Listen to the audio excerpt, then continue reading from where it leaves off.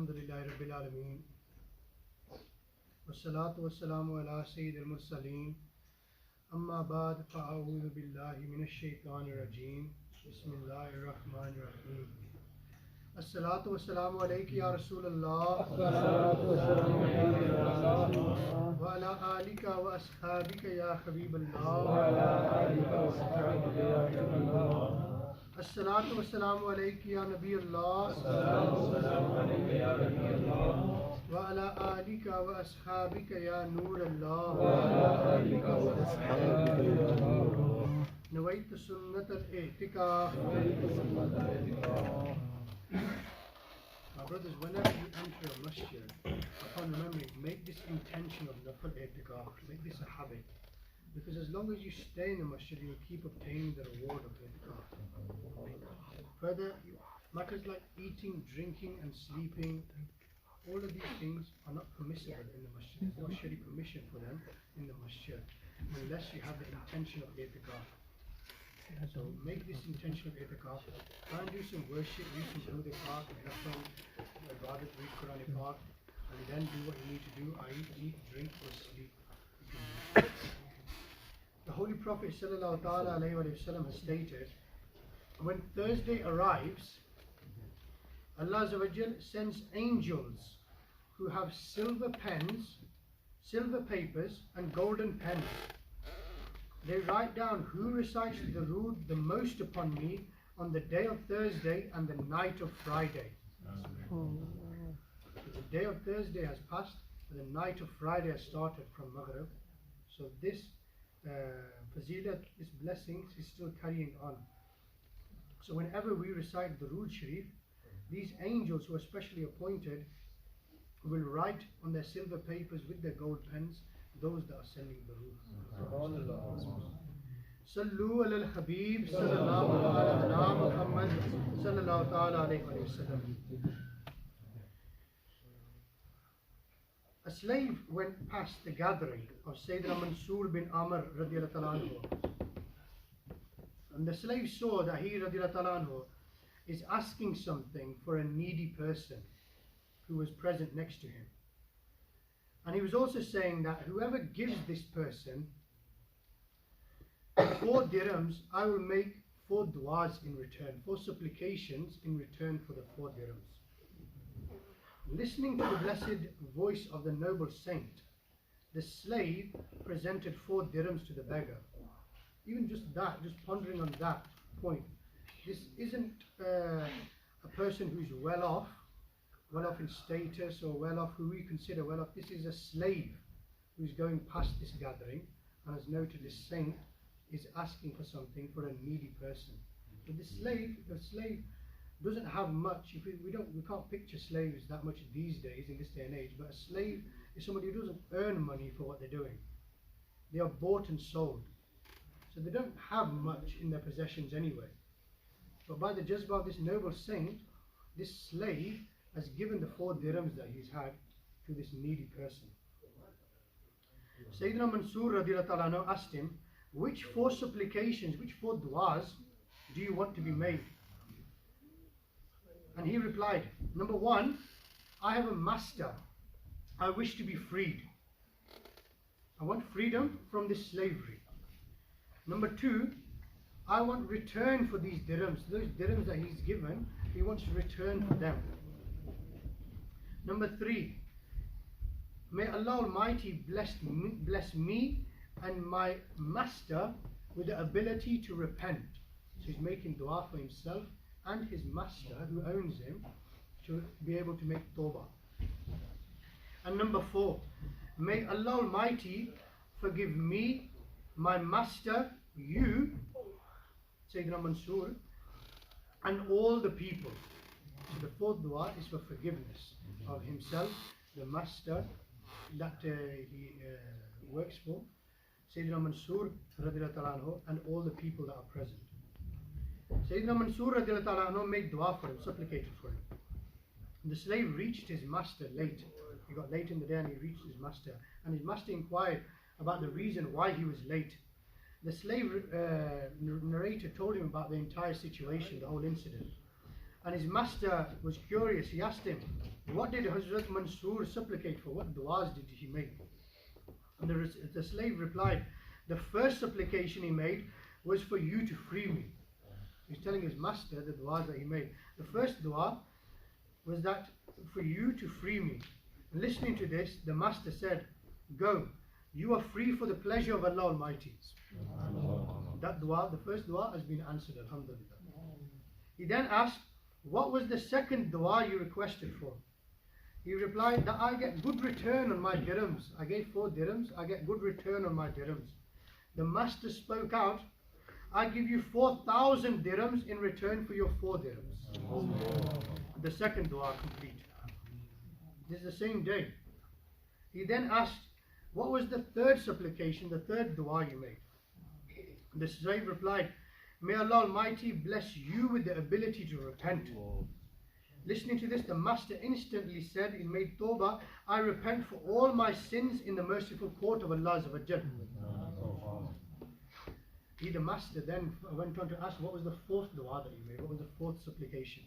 And the slave replied, that may Allah Almighty forgive me, you, Sayyidina Mansur, and all the attendees of the gathering. Listening to this, the master said, this one is out of my control.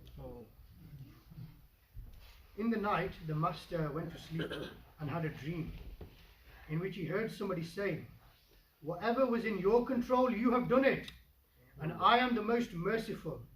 I have forgiven you, your slave, Mansur bin Amr, and all the attendees of the gathering. Sallu ala al-Habib, sallallahu ta'ala ala Muhammad, sallallahu ta'ala alayhi wa sallam. Oh, the devotees of awliya.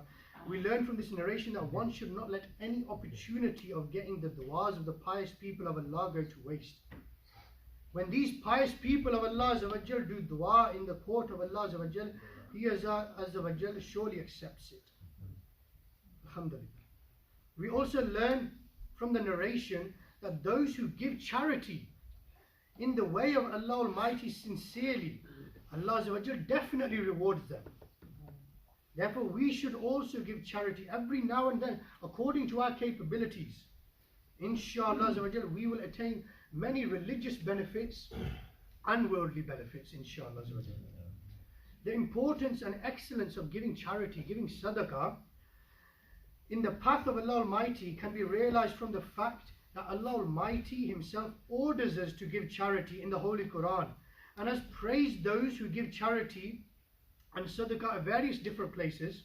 He mentions in one of those places in Para 1 Surah Baqarah verse 2 and 3 translation, guidance for those who fear Allah, those who believe without seeing and keep salah, the 5 daily prayers established, and spend in our path from the sustenance we have bestowed upon them. Sallu ala al-Habib, sallallahu ala Muhammad, sallallahu alayhi wa sallam. We learn from this that those Muslims are indeed fortunate who fulfill the rights of their wealth that are necessary to fulfill. They wholeheartedly pay the complete zakat and fitrana on time. Those who spend their wealth on their parents, siblings and children, those who feed the poor and needy people, those who distribute for the deen, i.e. booklets and food, etc. Those who spend their wealth sincerely on Islamic gatherings, those who participate in the construction and the running of madrasas, masajids, etc. Through His grace, Allah grants double, rather even more than double, to those who spend money like this sincerely for the pleasure of Allah. Give your charity to the Dawat Islami and persuade others to also do the same. Sallu ala al-Habib, sallallahu ala Muhammad, sallallahu alayhi wa sallam. The Holy Quran and Hadith mention many virtues of giving sadaqah and charity and spending in the way of Allah. Spending in the way of Allah is also very beneficial for the person himself. Those who spend their money in good deeds wholeheartedly and help the poor and needy people, their wealth increases surprisingly and they receive blessings, barakah in their money. It is mentioned in Para 3 of Surah Baqarah, verse 261. The example of those who spend their wealth on the path of Allah is similar to a grain which has sprouted 7 ears of wheat, and each ear contains 100 grains. And Allah may increase this many a time for whomsoever He desires, and Allah is all-encompassing, all-knowing.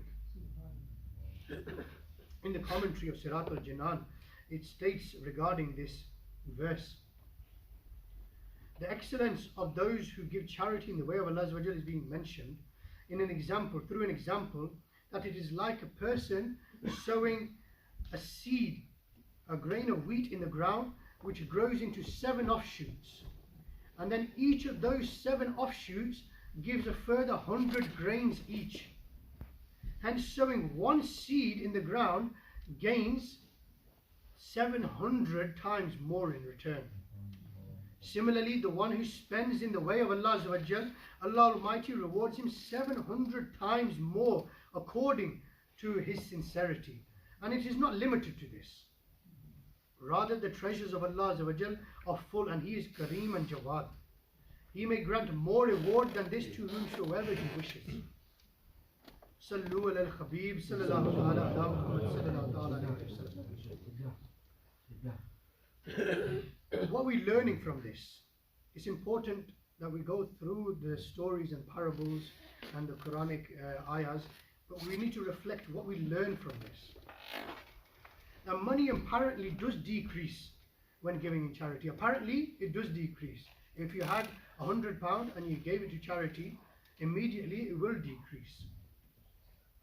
But in reality, giving in charity is filling the book of deeds of the donor, the good deeds, the virtuous deeds. Just like the water in a well does not decrease when taken out, rather it increases. Similarly, wealth spent in the way of Allah Almighty does not decrease, rather it increases and receives much blessings. The Holy Prophet ﷺ has mentioned so many hadith Mubarak in regards to sadaqah and giving charity. Let's listen to a few just to gain this enthusiasm for giving in the path of Allah Almighty. The Holy Prophet ﷺ has stated, sadaqah locks up to 70 doors of evil. Everybody will be under the shade of his sadaqah on the Day of Judgment until the decision is made between the people. Verily, sadaqah protects the contributors of sadaqah from the heat of the grave, and certainly a Muslim will be under the shade of his sadaqah on the Day of Judgment. We've heard that Day of Judgment will be what will be like, and the trials and tribulations of that day are unimaginable. The heat of that day, the ground made of copper, the closeness of the sun, and it will turn around so it will be even hotter. On that day, what will help you? You'll be under the shade of your charity, the sadaqah that you give. Salah is a proof of Iman, your faith. Fast is a shield from the sins. And sadaqah wipes out sins as water extinguishes fire.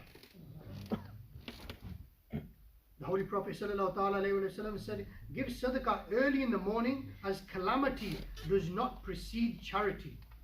So if something bad is about to happen, if you're about to come under distress, if you give charity in the morning, this will inshallah stop that bad thing happening to you. It acts as a protection. The Holy Prophet ﷺ says, verily the sadaqah of a Muslim lengthens the lifespan and repels a bad death. By the blessing of it, Allah Azza wa Jal removes the evil habit of arrogance and boasting from the one who gives sadaqah. Those people who want long lives, everybody wants a good death, nobody wants a bad end. Sadaqah helps you. The charity helps you. Whoever gives sadaqah for the sake of the pleasure of Allah Azza wa Jal, that sadaqah becomes a shield between him and the fire. And verily sadaqah extinguishes the wrath, the anger of Allah Almighty, and prevents a bad death. These are just some of the hadith Mubarak our Prophet sallallahu alaihi wasallam stated. Sallu ala al-Habib sallallahu ala Muhammad sallallahu alaihi wasallam. Yes, Satan, shaitan whispers at us whenever we try and do a good deed. whether that be salah, fasting, and we get those whispers very, very strongly when we're giving in the way of Allah Almighty, when we're giving charity. That if I give my money here, how will I run my house? How will I save for that car? What about that holiday I wanted to get? What about those clothes I needed to get? What about I need to save it for this? I need to save it for that. What will happen for this that I need to do? Let me delay it a little bit and see if I get a bit more income, and then I'll take it out. Whatever he wants, he doesn't want you to put your hand in your pocket for the pleasure of Allah Almighty, to spend in Allah Almighty, spend in the way of Allah Almighty. And you get these whispers. We need to remember that wealth does not decrease by giving sadaqah. We mentioned it before. It increases, in fact. In this regard, Sayyidina Abu Kabasha Anmari radiallahu anhu narrates, he heard the Holy Prophet sallallahu alaihi wasallam state, one thing upon which I take oath. One thing, the Holy Prophet sallallahu alaihi wasallam said this, one thing upon which I take oath, and it is that the wealth of any person does not decrease by giving sadaqah. An oath. The Prophet ﷺ has taken an oath. An oath is another word for a solid promise, a firm promise. The Holy Prophet ﷺ is giving us a strong promise that your wealth won't decrease by giving sadaqah. So why are we still having this doubt?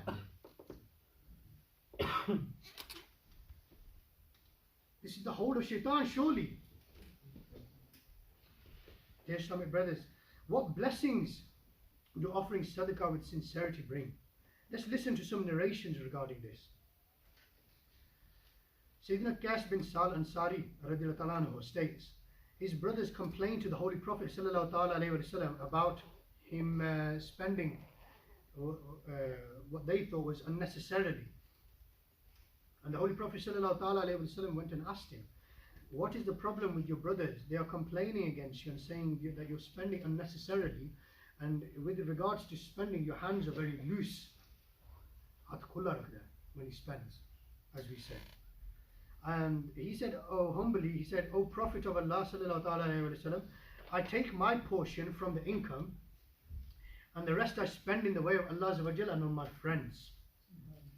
The Holy Prophet ﷺ put his blessed hand on the chest and said 3 times, spend, Allah will grant you. Spend, Allah will grant you. Spend, Allah will grant you. After this, whenever I would go out and spend in the way of Allah, I would have my own mode of transport, and now my state is such that I am ahead of my brothers in terms of wealth and amenities. Sayyidina Aun bin Abdullah rahmatullahi ta'ala alayhi was from the Tabi'een, and doing zikr of Allah with full concentration, staying away from rich people and showing kindness and affection to the poor and needy people were from his blessed habits. It is narrated once Sayyidina Aun bin Abdullah rahmatullahi ta'ala alayhi received more than 20,000 dirhams. He gave them all away in sadaqah. Some of his friends, as we have friends, they asked, what are you doing? You could have saved this for your son. You could have made some sort of inheritance for him, some sort of life for him, his life a little bit easier. He replied, I have made myself stronger by giving the money in sadaqah, and Allah will make my son rich. The results of Sayyidina Aun's rahmatullahi ta'ala alayhi sincerity and complete trust in Allah was such that Sayyidina Abu Usama rahmatullahi ta'ala alayhi states, from the family of Masood, no one was richer than the son of Sayyidina Aun rahmatullahi ta'ala alayhi. These are just enforcing and that hadith Mubarak that we talked about, that it increases your wealth. Sadaqah, spending sincerely in the path of Allah Almighty, increases your wealth.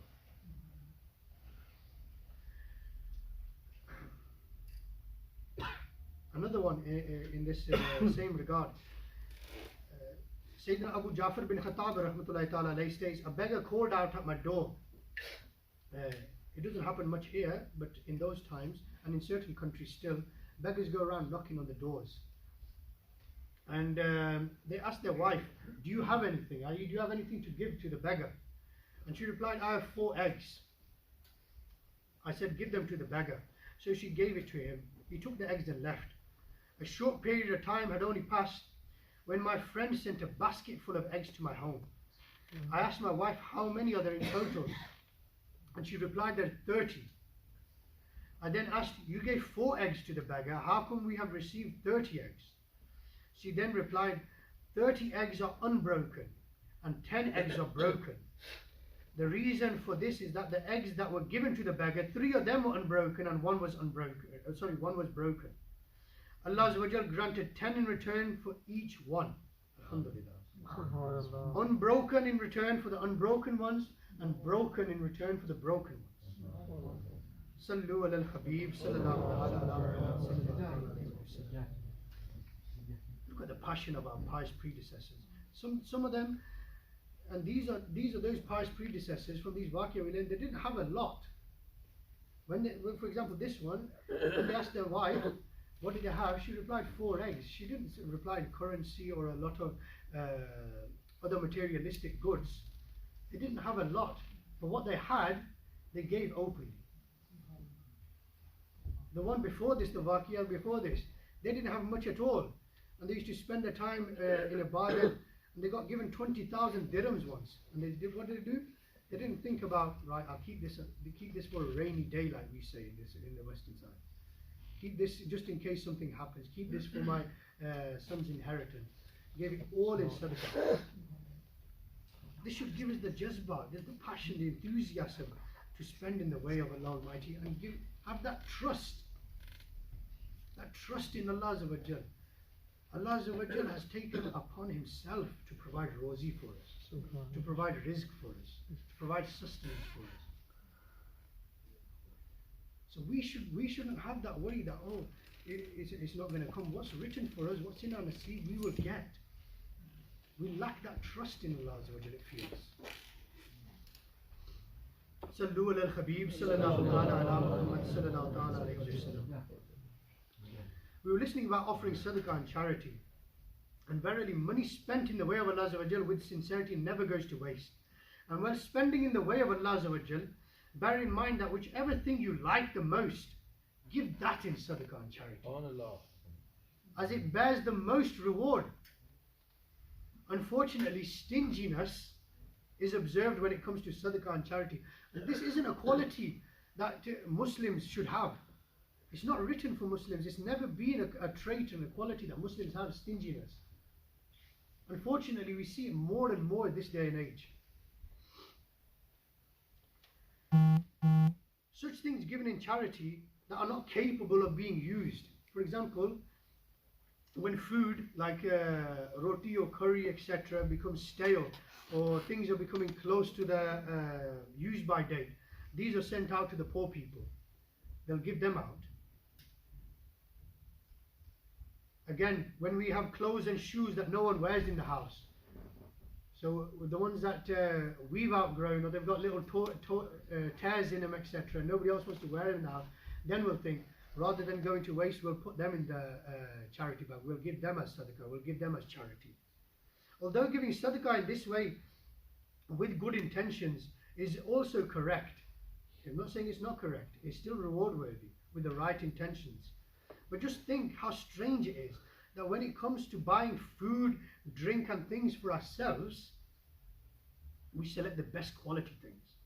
But when it comes to spending in the way of Allah Azza wa Jal, helping the poor and needy, we give our leftovers as scraps, those things that are no use to us.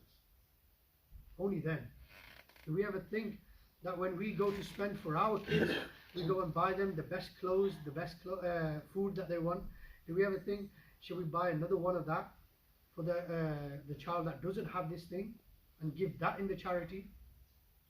Why does that thought not cross our mind? We prepare and eat our favorite dishes at home, but if a beggar comes in the meanwhile, we send him away and give him the leftover or stale food that no one is going to eat, thinking that at least the food did not get wasted and some poor person also benefited from it. And that's fine. It's better to obviously that somebody eats it than it gets wasted. But we're trying to work out what the best form of sadaqah is here. And the best form of sadaqah is that which you find the best. So what pleases you the most? In this regard,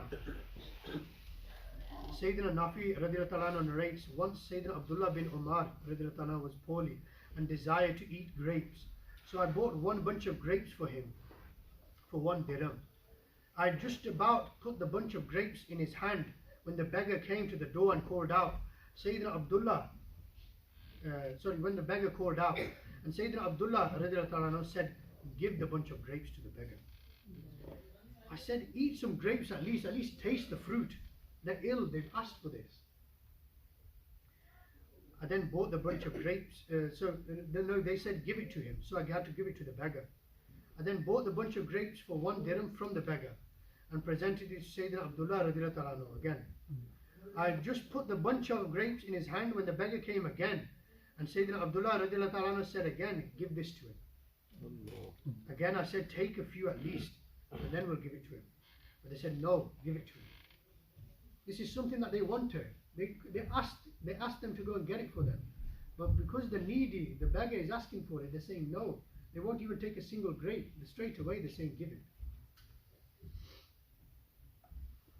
Subhanallah. Once Sayyidina Abu Zar Ghifari radiallahu ta'ala stated, there are 3 shareholders in wealth. 3 shareholders. We've heard the term shareholders. A lot of people have studied business. They know businesses have shareholders. There are 3 shareholders in wealth. Number 1, your taqdeer, i.e. destiny. This is that shareholder who does not need your permission in goodness or badness. That is in money or in destroying you. Your destiny is your destiny. Number 2, the second shareholder is your inheritor. Those that will inherit your wealth. And they are also waiting for your death so that they can take over your wealth.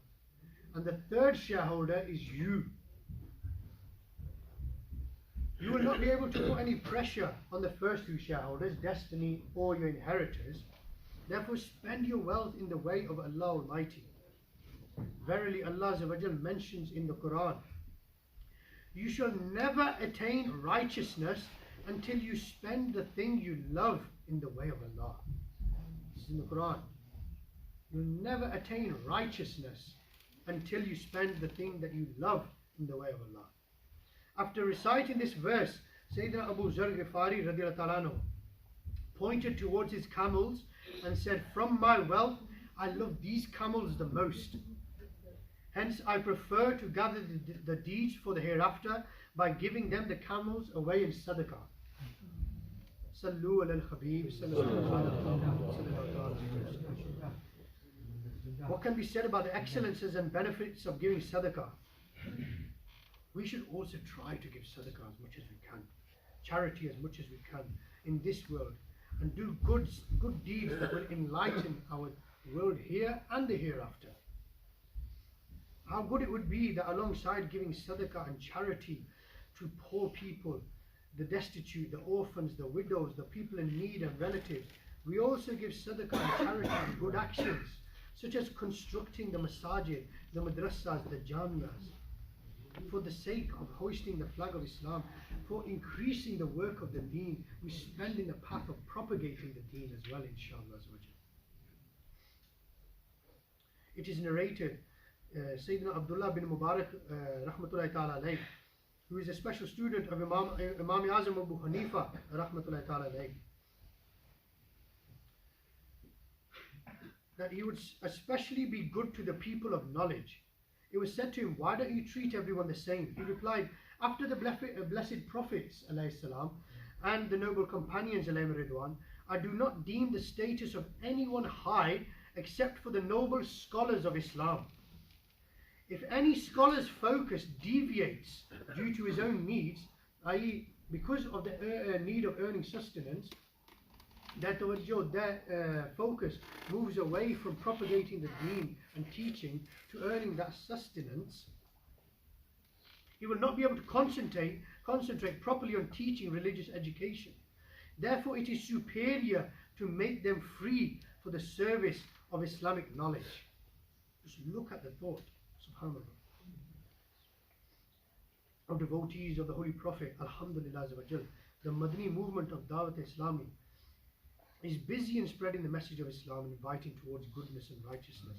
In more than 108 departments, in this delicate era where evil forces are trying to destroy the Iman and faith of Muslims with full power and are busy in misguiding them, Dawat Islami has shone a ray of hope.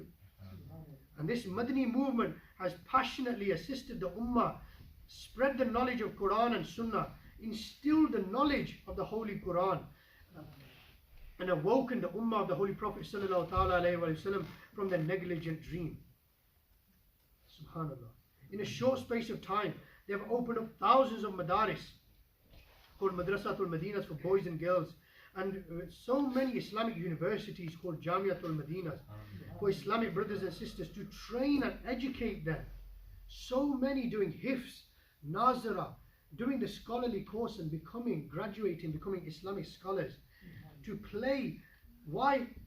So they can truly play a major role in eradicating the evils of the society and live their life according to the Madani aim, which is that I must strive to reform myself and the people of the entire world, inshallah. Subhanallah. Therefore, it's a request that you also have a share in these good deeds. You also gain the du'as of these students. Enable Dawat Islami, enable Islam to grow further and make the system of the madrasas and the jamia stronger by contributing through the means of giving your charity, contributing your zakat, your fidrana, your sadaqah, your nafal charities to Dawat Islami. Not only yourselves, but do individual efforts on your relatives, neighbors and friends, and persuade them also to contribute to Dawat Islami. Unfortunately, in this day and age, there's so many people out there who are falsely claiming people's charities, and people think it's going in the right way, but it's going on something completely different to what they're claiming is going on. Dawat Islami is that one organization, and there are others as well, alhamdulillah, but they're very hard and few to find in between. Dawat Islami gives that assurance that what you say your money will go on, that's exactly where that money will be spent on. And you can have that confidence of when you're spending the money. If you want to spend it on feeding the poor, if you want to spend it on making Hafiz Quran, if you want to spending it on Jamiatul Madina students, if you want to spend it on putting a well where they need a village needs a well, where they haven't got any water, it will go specifically on that matter. Not a penny of it will go elsewhere. Sallu ala al-Habib sallallahu ta'ala alayhi wa sallam.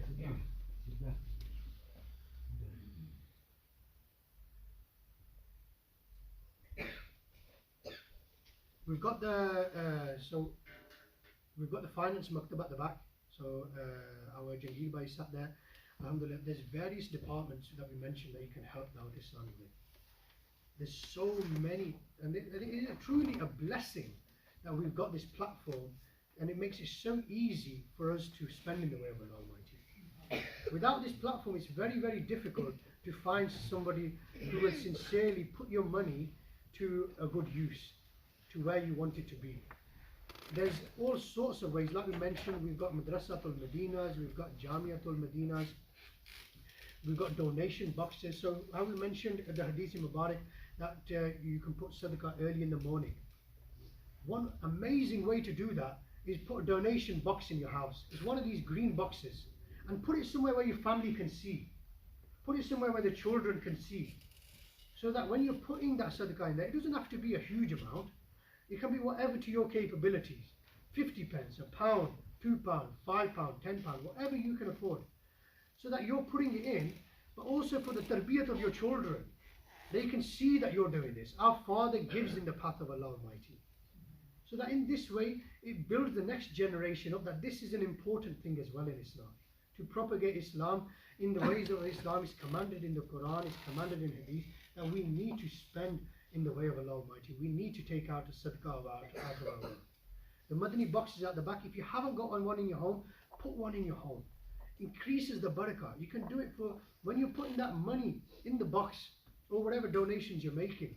You can make so many good intentions. You can do it for the Isal Swab. You can do it with the intention of rewards for your children. And with that, you'll see the blessings in your children. And we make dua that Allah Ta'ala make our children neck. One way of doing this is by contributing and giving sadaqah in their names with the Isal Swab for them. You can do Isal Swab for your loved ones that have passed away. There's so many good intentions you can make. Those brothers that find it difficult because we are moving towards a cashless society, and the younger generation are moving towards cards and direct debits and more Apple Pays, etc. You've got standing order forms. We've got options for everybody. There's contactless card machines at the back. There's standing order forms. You can put in a standing order directly from your account, whatever day you want, for however much amount you want. It doesn't have to be a huge amount. £1, £2, £10, £100, £1,000, £100,000, whatever Allah Ta'ala has given you the will and ability to do. There's standing order forms at the back as well. There's card machines there. Whatever you want to give for. If you want to feed the poor, there's ways and means. Look, we've got Ramadan coming around the corner. We start making preparations, alhamdulillah. We start making preparation that we want to start stocking up for our sehris and iftaris, what we're going to get for our families. There's families out there that struggle to put anything on the, they don't have a table. I was going to say put it on the table. They don't even have a table. They struggle to feed their families. They have children. They fast. And sometimes they don't have anything to do sehri or iftari. I mentioned there's villages that Dawat Islami has got a massive campaign for at the minute in an area called Tar in Sindh in Pakistan. And these villages are in a desert area, and they haven't even got wells for miles. They haven't even got water. There's about 4,000 villages in this area that need wells, and each well costs, for us, it's approximately £500. And think how many people in that village you'll be providing fresh water to, that otherwise would have had to travel miles to go and get water. £500 of our money. And it wouldn't make that much of a dent for us, but think about the reward that you're getting. We're also collecting food packages. So food packages for these families that include, I was looking at it today, there's various things that include, and I was shocked at the price. So in these food packages, there's flour, 10 kg of flour, 4 kg of sugar, 5 kg of oil, 3 types of lentils, milk powder, gram flour, tea bags, 5 kg of rice, salt, washing powder, soaps, pickles, spices, so much stuff in that to last a family for a month. And it's only £25. £25. And you can give that ration, you can give that pack to feed the family for a month. We need to, if we don't think about these brothers and sisters of ours, then who will?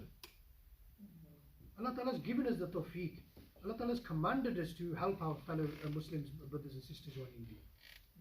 So give in this way as well. If you are passionate about feeding the poor and needy, and if we give it now, then inshallah, I would recommend that you give it now. We're in Rajab Sharif, so we can get all these together before Ramadan.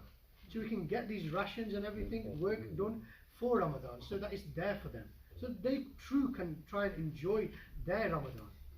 Inshallah. Alhamdulillah, brothers just donated 3 Ramadan packs.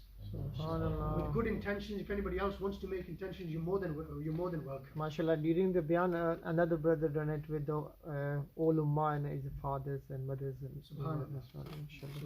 So, everybody, you don't have to say this now. Whatever you've got capabilities on, you don't have to give it right now either. We're collecting every single day, every single, whenever you want to, whether it's tomorrow and Friday, whether it's next week, whether it's after payday. Try and give whatever you can. Inshallah. The brothers are here to collect afterwards, even if you can't do the full amount. So for example, you can't do a full well, 500, but you can contribute towards a well. You can speak to your family members and say, let's contribute towards a well together. 5 families putting £100 each, there's a well.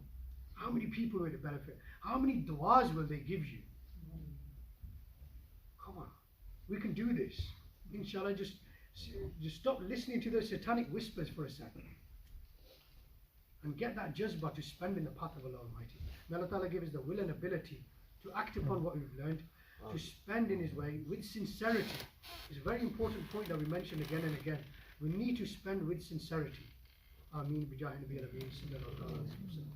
Sallu ala al-Habib sallallahu alayhi Muhammad sallallahu alayhi wa sallam. The 6 duroods and 2 du'as that are recited in the Sunnah inspiring weekly ijtima. The saints of Islam have quoted that whoever recites this durood at least once on the night between Thursday and Friday on a regular basis will be blessed with the vision of the Holy Rasul sallallahu alayhi wa sallam at the time of death, as well as at the time of his burial into the grave, to the extent that he will see the noble Rasul sallallahu alayhi wa sallam lowering him into the grave with his own merciful hands. Allahumma salli wa sallim wa barik ala Sayyidina Muhammadin النبي الأمي الحبيبي العالي القدري العظيم الجاه وعلى آله وصحبه وسلم. It is narrated by Sayyidina Anas radiallahu anhu that the beloved Rasul sallallahu alayhi wa sallam stated, whoever recites the following durood upon me while standing, then before he sits back down, and if he recites it while sitting, then before he stands back up, his sins will be forgiven. Allahumma salli ala Sayyidina wa Mawlana Muhammadin wa ala alihi wa sallim. Whoever recites this durood, 70 portals of mercy are open for him. Sallallahu ala Muhammad. Shaykh Ahmad Sawi rahmatullahi ta'ala alayhi reports from some saints of Islam that the one who recites the following durood once receives the reward of reciting durood 600,000 times. Allahumma salli ala Sayyidina Muhammadin adada ma fi ilmillahi salatan da'imatan bidawami mulkillah. One day someone came to the court of the Holy Rasul sallallahu alayhi wa sallam, and the noble Rasul sallallahu alayhi wa sallam made him sit in between himself and Sayyidina Abu Bakr Siddiq radhiyallahu anhu. And the respected companions alayhim ridwan were surprised as to who this honored person was.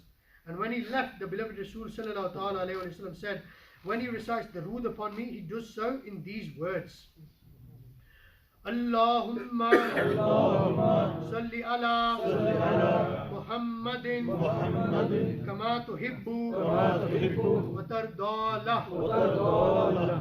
The greatest Rasul sallallahu alayhi wa sallam has stated, the one who recites the following durood upon me, my intercession will become wajib for him.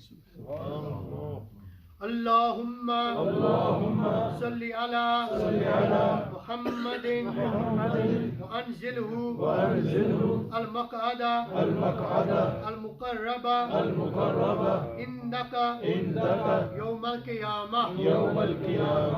It is narrated by Sayyidina Ibn Abbas radhiyallahu anhu that the noble Rasul sallallahu alayhi wa sallam has stated, for the reciter of the following supplication, 70 angels write good deeds in his account for 1,000 days. Jazallahu anna Muhammadan ma huwa ahlu. The Holy Prophet sallallahu alayhi wa sallam stated, if anyone recites the following dua 3 times at night, it is as if he has found Laylatul Qadr. La ilaha illallah al-Halimul Kareem Subhanallahi Rabbi Samawati As-Sabi wa Rabbil Arshil Azim. La ilaha illallah al-Halimul الكريم الحليم الكريم سبحان الله سبحان الله رب السماوات رب السماوات السبع السبع ورب العرش العظيم ورب العرش العظيم لا إله إلا الله لا إله إلا الله الحليم الكريم الحليم الكريم سبحان الله سبحان الله رب السماوات رب السماوات السبع السبع ورب العرش العظيم ورب العرش العظيم صلوا على الحبيب صلى الله على محمد صلى الله تعالى عليه وسلم. Just a couple of announcements before we move on to the zikr. As you know, the weekly Ijtima takes place every Thursday. There's only a handful of people if you look here. So we need your help to increase this attendance. Every single one of you. We hear this time and time again that we've all got a duty on it. We're all preachers in Islam. It's not just the person who stands on that masala. Every single one of us has got a duty. To our own capabilities, spread that dawah. Spread that dawah to your family, spread that dawah to your friends, spread that dawah to the colleagues, spread that dawah to the customers, the Muslim colleagues that you come across. Inshallah, let them know that this Ijtima takes place so they too can benefit from the Islamic knowledge, inshallah. We also have the weekly itikaf that takes place on this most blessed night of the week.